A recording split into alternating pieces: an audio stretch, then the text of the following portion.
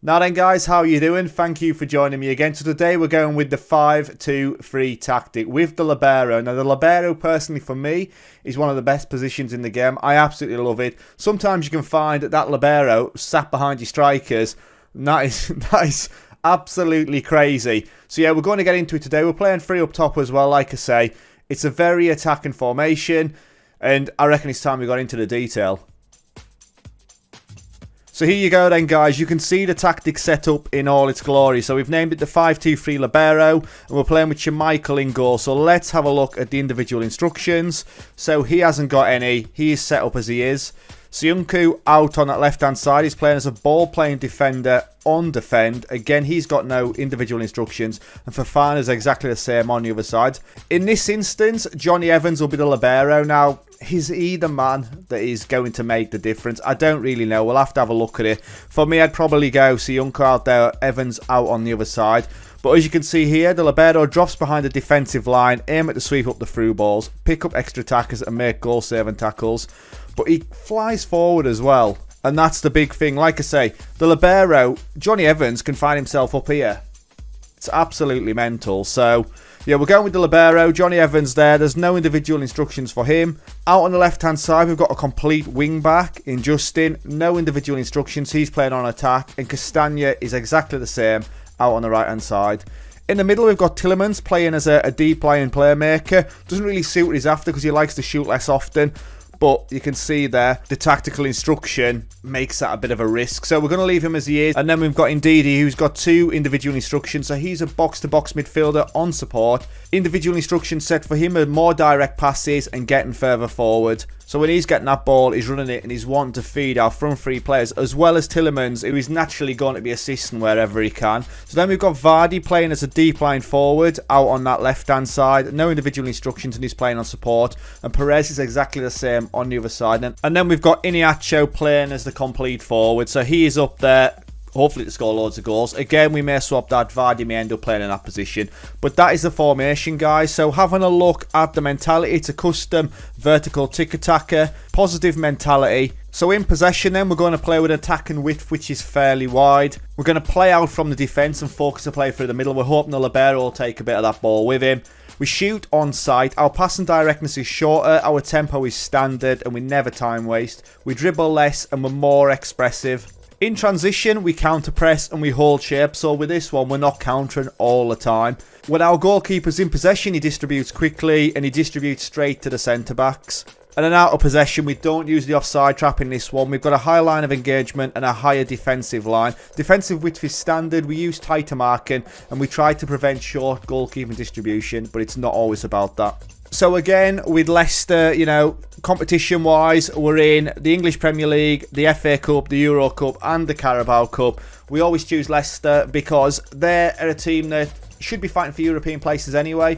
They're not a team like Liverpool, Manchester City, Manchester United, Chelsea that are going to be pushing potentially for a league title. So yes, it's a good test for us to see if we can finish in the top 4 and potentially push on for a Premier League title or a Europa League title. FA Cup, Carabao Cup, any of those will do. You know, we'll take any kind of silverware. I'm not picky. So that's what we're going to do then, guys. So we're going to simulate forward for 12 months and then we'll come back and we'll talk through the results. Right, so we're back, guys, and first of all, I can see that we finished 4th in the league. Absolute scenes there, as we're in the Champions League. And in fairness, we only lost 8 games. So 38 games played, 24 wins, 6 draws, 8 losses. Form at the back end of the season, though, as we can see there, was not great at all. 2 games lost in the last 5 played. 78 points on the board. Equal with Manchester City. Goal difference, though, is an absolute shocker, as we finished with a plus 20 goal difference. Manchester City with plus 45. We scored 67 goals. We conceded 47. 67 goals scored, that's it. Arsenal below has scored 90 and conceded 40. So Arsenal have got to feel hard done by finishing in 5th place. So let's have a look at those fixtures. So we didn't start off particularly well with a 4-0 defeat to Liverpool. Wow. Let's just have a quick look at that one to see, like, did we get blown away? It was a fairly even game, in fairness. They had 7 shots on target, managed to score 4 of them. The 3 up top, I will say about this formation, oh yes, we are playing in this formation. They put Justin as the Libero. Now, I'm playing these two, Seunku and Fofana, as coverers, so obviously when Justin goes forward, these two just drop in and cover. But as far as the top three goes, my one problem with this formation, yes, it looks good. They've had a 4th place finish, but they haven't got a lot of attacking options. Like, I mean, out-and-out strikers. Yes, you know, they've got Perez, they've got Barnes, they've got Vardy, they've got Maddison, they've got Iniacho, but it's only really Vardy and Iniacho that are out-and-out strikers, so they're basically always going to have one person like there. Like, Harvey Barnes was playing as the complete forward. Mental. But anyway, yeah, so 4-0 defeat on the first game of the season. We then have a 2-0 victory over Chelsea, massive that. A 1-0 victory over Everton in the Carabao Cup 3rd round. A 2-2 draw with Palace. And a 3-0 victory over Watford in the Carabao Cup 4th round. Like, form-wise, looks really good here, I'll be honest. Sheffield United, we won 1-0. Leeds 1-1. Charleroi, we play Charleroi again. I think, like, what is it? Is that 4 tactics we've tested now? And we've come up against Charleroi in the Europa League. So we beat them 3-0. We beat Newcastle 1-0. We beat CSKA Moscow 2-0 in Group F. We lose 4-3 to Manchester United. Was that close? A Vardy hat-trick there by the look of it was. Cavani got a hat-trick as well. An even game again. They had 12 shots out on target, scored 4 goals. We had 15 and 6. So maybe the Libero being out of position is what's catching us out in those games. The rest of November, it was win after win. A 5-0 victory over Mould. Aston Villa 3-1. Everton 2-0. Mould 4-0 in the return leg. Tottenham 4-2 at home as well there. We beat Charleroi 3-1. Fulham 2-0. And then we lose to CSKA Moscow at home 2-1. So in Group F, 2 teams finish on 15 points. We go through top of the group. Mould and Charleroi go out as ourselves and CSKA Moscow make it through. We then draw 0-0 with West Ham. A 2-0 victory over Brighton. A 3-1 defeat to Southampton. We beat Manchester United 2-1 in the Carabao Cup quarter-final. Wolves 1-0. And we draw 0-0 with Burnley. Manchester City, then we lose 2-0 in the Premier League. Again, did we get smashed in this one? Manchester City only managed 2 shots on target and scored both of them. That is not ideal. I feel the teams have been very clinical here. As we win 2-1 against Reading in the Carabao Cup semi-final, so we're cracking on there. A 2-1 victory over Fulham in the FA Cup 3rd round. West Brom 3-1. Arsenal a 2-2 draw. Again, that's a decent result. Swansea 2-0. We lose 1-0 to Liverpool, so we've been beaten back-to-back by Liverpool. Again, an even game. An even game. They had 2 goals disallowed, and Vardy had a goal disallowed on 70 minutes. We win 2-1 against Crystal Palace, 3-2 against Chelsea, so we beat Chelsea home and away. A 2-1 victory over Sheffield United, a 1-0 victory over Manchester City in the FA Cup 5th round. That's a big result for us. Leeds 1-1, and there you go, Barcelona. We lose 3-2, but then win 2-1.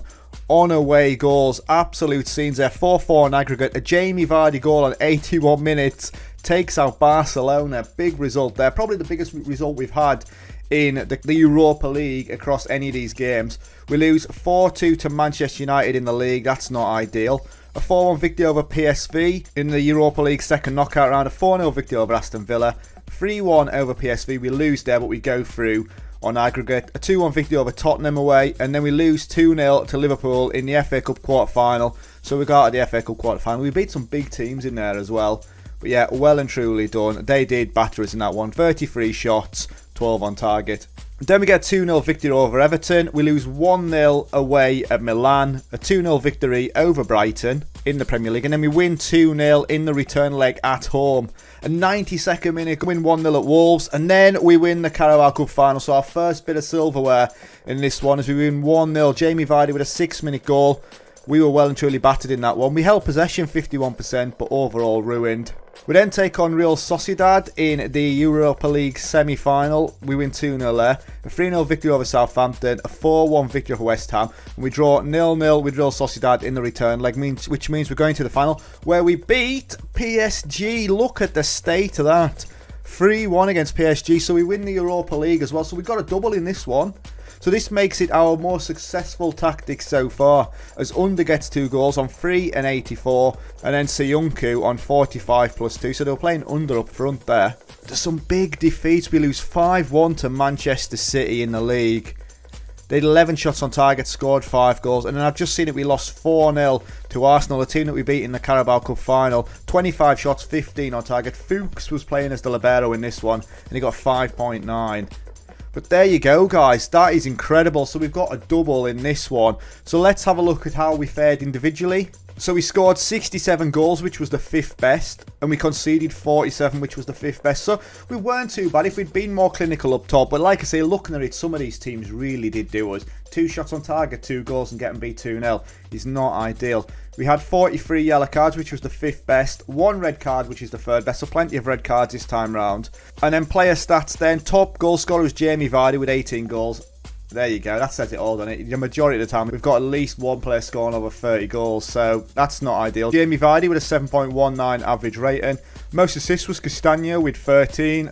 Best pass completion was Fofana with 95. Most player of the match awards goes to Maddison with 8. Most yellow cards was Fofana. And most red cards, 1 red card for Jamie Vardy. Sal Libero didn't feature for assists. That's not ideal, but yeah, tactically, that was a success, I would say. And when we look again at the competitions, we finished 4th in the Premier League, 78 points. We get Champions League football for next season. The Europa League, we win 3-1 against PSG. Look at it. That's what you want. And we win the Carabao Cup. There it is. And then we go out in the quarter-final to Liverpool, where we're well and truly battered. So I would say that's a success, guys. I would say that's an absolutely fantastic result. And this was a tactic I was worried about. Yeah, the Libero, great, goes forward, gets involved with the rest of the play. But I didn't think we had the personnel at Leicester to really be able to make a difference with it, to make it work. But it has. It really has. So there you go then, guys. If you've got any tactics that you'd like me to try out, there has been a request for the 3-5-2, so we may give that a go, which is relatively similar to the way we're playing here, obviously, but we've got the 3 up top. But yes, that is it then, guys. Thank you very much for watching. Another tactic tested. I hope you've enjoyed this video, and I'll catch you later. Ta-ra.